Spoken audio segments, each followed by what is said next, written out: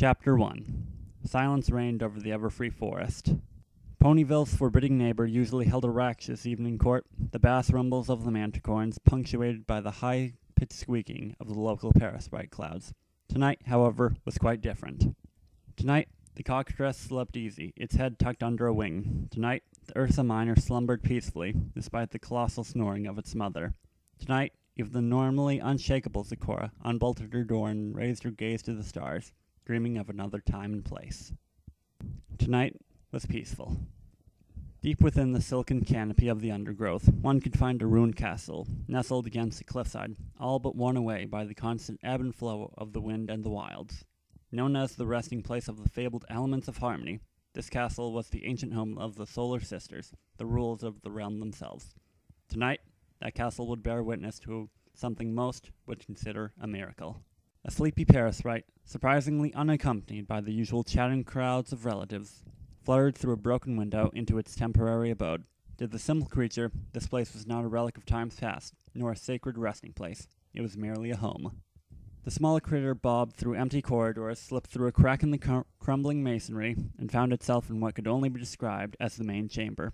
Letting out a contented purr, the parasite made its way towards the center of the room, and the tall, five-armed structure that rested there. It had constructed a nest at the very top of the structure, needing good wind exposure to lift off a morning and glide great distances using very little energy. Upon arrival, it snuggled down into the small bundles of leaves and sticks it had painstakingly built and struck to the sculpture. Yawning widely, the small creature wrapped its wings about itself and began to drift off to sleep. Catching a flicker of movement, the dozing parasite immediately sprung up and tensed its wings, always ready to retreat in the face of a new predator. Looking left and right, the creature steadily grew more suspicious as it noted the slight brightening of its surroundings. The parasite's mind worked itself hard, unused to complicated thoughts. Nighttime wasn't supposed to be here yet. Where was the bright coming from? With the barest of creaks, the door on the far side of the chamber shifted, before slowly swinging inward. The parasite leapt into the air, already beating a hasty retreat, before it got a look at what came through the door and stopped, awestruck. A wisp of white cloud, as bright as a sunny day, flowed into the room, radiating compassion and peace. The cloud swirled around the parasite briefly, before cradling the small creature upon its white, cushiony softness and propping it into a deep, contented slumber.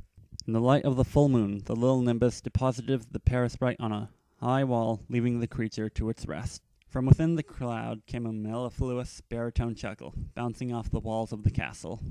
The cloud continued into the room, flowing over and around the structure at its center, briefly pausing at the level of the 5 off-shooting arms, before sliding to the ground. It paused for a moment as if to gather its bearing, before turning a slow circle around the structure, the sculpture that it knew at once housed the elements of harmony. After a full circle, the cloud stopped and began to sit upon its haunches. The center of the little nimbus, a bright gold light pulsed. Wisps of cloud shot in every direction, pouring over the sculpture, covering it in a poofy whiteness. It spread out into its masonry, permeating the very rock it was carved from, centuries and centuries ago. The cloud stayed that way for a moment, flowing aimlessly before sinking entirely into the core of the structure, leaving no trace of its coming. Once inside, it began to search. Leading its awareness to each of the arms one by one, the cloud came to know each of them, feeling them as an extension of itself. It needed to be so, for the plan to work.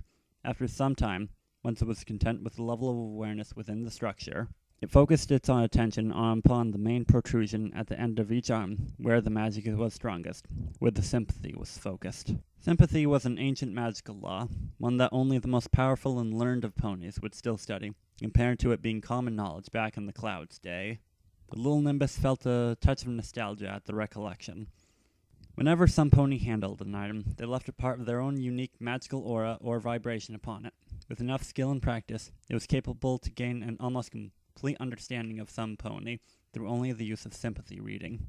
Of course, the magic required to do so was astounding, and something some pony would only be able to do after an almost unfathomable amount of practice. But this particular cloud had the experience of the sun and the moon, and its knowledge of magic was unsurpassed. The other particular drawback to this technique was that a certain amount of sympathy was needed to do it. Otherwise, you would simply end up with a fragmented and incomplete version of the pony in question. Thankfully, the more powerful an item was, the more sympathy it tended to gather from whoever touched it. and the elements of harmony were powerful indeed. The little nimbus prepared itself for the next act before looking around it with a start, confused. The light was shifting. What was going on? The cloud twisted, looking up through the crumbling roof. Of course, the moon was going down. Daylight was almost upon it. Grumbling slightly, the cloud withdrew from the structure, casting a quick glance around it. He would have to come back another time. This was hard work. Wiping a mental hand across a mental sweaty brow, the cloud silently wished the waking Paris a pleasant day before twisting in upon itself and disappearing in a golden flash. The briefest of instants, the horn of every unicorn in Ponyville flared, reacting to the momentous surge of magic taking place in the ever-free forest, so close to the town borders. Never before had this happened, and normally this would have been the cause for a mild panic, as all the ponies of the town sought to find out exactly what had caused such a reaction. However, this being the cold darkness of pre-dawn, no alarm was raised, and no one notice was taken. At this hour, only one unicorn pony was even awake, and she was so engrossed in the tome in front of her that if her horn had shone as brightly as the day, she would have taken no notice, save that it allowed her to write more easily. Twilight Sparkle, the dearest and most faithfulest student of the beloved Princess Celestia, was currently lying in her bed, going over the last few pages of her journal. The intellectual pony found that ideas and thoughts tended to slip her mind more often than she would like, so she had taken down to writing everything she felt was important enough for her journal. Going over the past few days every night simply helped her organize her thoughts. With a brief pulse of magic, the quill she kept handy beside her bed levitated before her and began scrawling across the page, not writing anything of great wonder, simply letting the pony get her thoughts out. After a time, Twilight Sparkle put aside her journal and let sleep claim her. She awoke what seemed an instant later to find herself flying through the air. With a shriek, the purple mare flung her arms around the pony carrying her, and at that moment he realized that a pony was carrying her. "Boat Dash!" "Morning, Twilight," the excited Pegasus said. "Sleep well?" "What the hay are you doing?" squealed the unicorn, her voice rising in pitch with each syllable. "Well, you see, I just invented a new trick, and I just had to show it to some pony. And, the library kind of stands out. So you were the first pony I thought of." "So why didn't you just wake me up and show me?" "Oh, you seem so peaceful I didn't want to, so I figured I'd just fly you out of town myself." Twilight's sluggish mind struggled to keep up with her friend's somewhat flawed explanation. Rubbing the sleep out of her eyes, she asked, "Isn't it a little early to be thinking of new tricks? I always thought you'd be a late sleeper." The rainbow-maned pony gave her an incredulous look. "Are you crazy? It's never too early to think of new tricks. I can never get to sleep for too long before I wake up because I've thought of another one. Haven't you ever wondered why I take that many naps?" Twilight Sparkle had to concede that made sense, in a Rainbow Dash kind of way.